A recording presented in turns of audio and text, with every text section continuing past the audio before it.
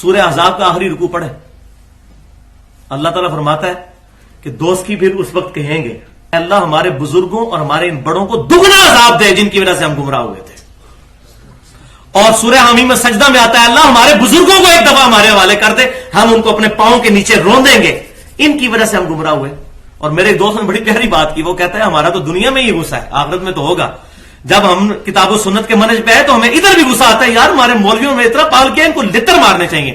واقعی یہ قرآن کی آیت ٹھیک ہے کہ قیامت الدین سورہ حمیم میں سجدہ میں آتا ہے, لوگ کہیں گے اللہ ہمارے بزرگوں کو ہمارے حوالے کر, ہم ان کو پاؤں کے نیچے روندیں, جنوں کو بھی اور انسانوں کو بھی جنہوں نے ہمیں گمراہ کیا تھا, کہ ہم ان کی تاکہ یہ اسفلین میں سے ہو جائے. ولیعوذ باللہ تعالی. کیا امام حنیفہ رحمۃ اللہ علیہ کی نماز نہیں ہوتی تھی؟ کیا فلاں تابعی کی نماز نہیں ہوتی تھی؟ اچھا, اس کے بھی اصولی جواب میں نے 5 تیار کیے چھوٹے چھوٹے. پہلا اصولی جواب یہ ہے کہ بھائیو قرآن اور سنت اور سلف کا اجماع یہ ہے مین چیز, اس کو ہم نے فالو کرنا ہے. اور قرآن پاک میں بھی یہی حکم ہے فَإِن تَنَازَعْتُمْ فِي شَيْءٍ فَرُدُّوهُ إِلَى اللَّهِ وَالرَّسُولِ إِن كُنتُمْ تُؤْمِنُونَ بِاللَّهِ وَالْيَوْمِ الْآخِرِ. اگر تم یوم آخرت پر اور اللہ پر ایمان رکھتے ہو تو جب بھی جھگڑا ہو اللہ اور اس کے رسول صلی اللہ علیہ وسلم سے فیصلہ کرو. اور آج یعنی کتاب و سنت ایز این انسٹیٹیوشن اللہ اور اس کے رسول ہم میں موجود ہیں, ایز این انسٹیٹیوشن یعنی کتاب و سنت. دوسرا جواب, خود ہمارے ائمہ کرام نے امام ابو حنیفہ رحمۃ اللہ علیہ, امام شافعی, امام مالک, امام احمد بن حنبل, امام جعفر صادق, تمام ائمہ نے فرمایا کہ ہماری کوئی بات بھی صحیح حدیث سے ایون صحابی کے قول سے بھی ٹکرا جائے اس کو چھوڑ دو. لہذا ہم اماموں کو بھی مانتے ہیں, اماموں کی بھی مانتے ہیں.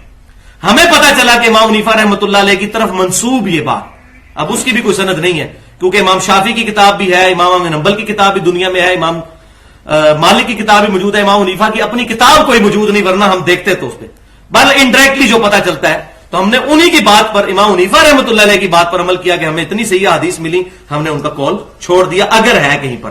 اور خود ہمارے حنفی بھائیوں نے بھی چھوڑا ہوا ہے. یہ جواب نمبر ہے 4.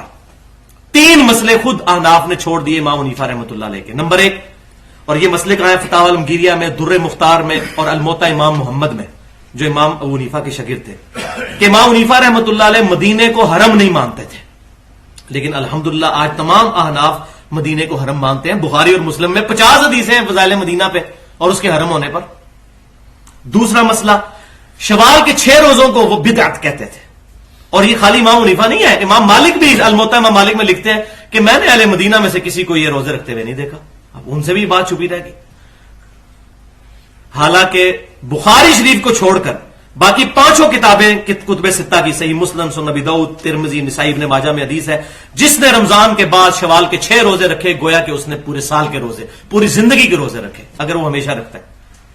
اور الحمدللہ میں جب بریلوی تھا اس وقت بھی رکھتا تھا, سارے بریلوی رکھتے ہیں شوال کے 6 روزے. تو امام حنیفہ رحمۃ اللہ علیہ کا یہ قول انہوں نے چھوڑ دیا. تیسرا, وہ عقیقے کو بدعت کہتے تھے اور زمانہ جاہلیت کی رسم مانتے تھے, لیکن الحمدللہ بریلوی ہوں, دیوبندی ہوں, اہل حدیث ہوں, آج سب عقیقہ کرتے ہیں. بخاری میں پورا چیپٹر کتاب العقیقہ کے بارے میں, جامع ترمذی میں, سنن ابی داؤد میں, میں نے ڈیٹیل کے ساتھ قربانی والے لیکچر میں بتایا.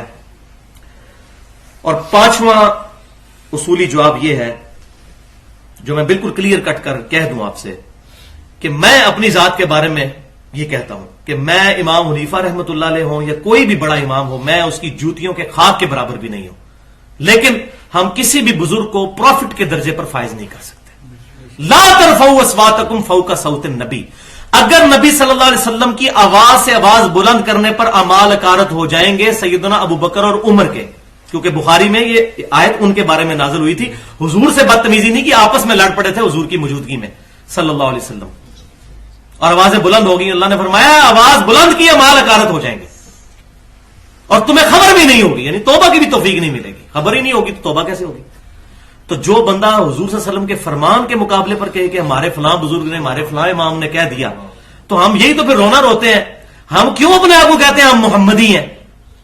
جب یہ لوگ اپنے آپ کو حنفی, شافعی, مالکی, حنبلی کہیں گے تو ہم اپنے آپ کو محمدی کہیں. ان اماموں نے نہیں کہا, اور یہ میرا چیلنج ہے, قرآن میں, حدیث میں یا کسی امام کے قول میں دکھا دیں ضعیف سند سے بھی کسی امام نے کہا کہ میری تقلید کرو. یہ تو اصل بیماری ہے خود. اور یہ بھی یاد رکھیں کہ امام شافعی, امام احمد بن حنبل اور امام مالک یہ رفع الیدین کرتے تھے. اگر کوئی کہنا میں اس لیے رفع الیدین کرتا ہوں کہ یہ امام کرتے تھے, تو اس کا رفع الیدین بھی 0 سے ضرب ہے. جب تک اپنی نسبت کو امام کائنات صلی اللہ علیہ وسلم سے مضبوط نہیں کرے گا, ہمیں شافعیوں کی نماز بھی کوئی نہیں چاہیے. جب تک تک وہ یہ نہیں کہتے کہ میں نبی صلی اللہ علیہ وسلم کی وجہ سے یہ نماز پڑھتا ہوں. یہ بات بالکل کلیئر ہے. کیونکہ قیامت والے دن ہمیں یہ نہیں پوچھا جانا کہ آپ نے امام حنیفہ کے پیچھے چلے تھے یا امام شافعی کے پیچھے یا امام مالک. ہمیں ایک بندے کی اطاعت کے بارے میں پوچھا جائے گا, وہ امام کائنات صلی اللہ علیہ وسلم کی اطاعت ہے. اور نبی صلی اللہ علیہ وسلم کی صحیح بخاری میں انٹرنیشنل نمبرنگ کے مطابق 7281 نمبر حدیث ہے, محمد فرق بین الناس, محمد صلی اللہ علیہ وسلم لوگوں میں حق اور باطل کے درمیان فرق ہے. فرق, قرآن بھی الفرقان, نبی صلی اللہ علیہ وسلم بھی الفرقان. الحمدللہ. تو بھائیو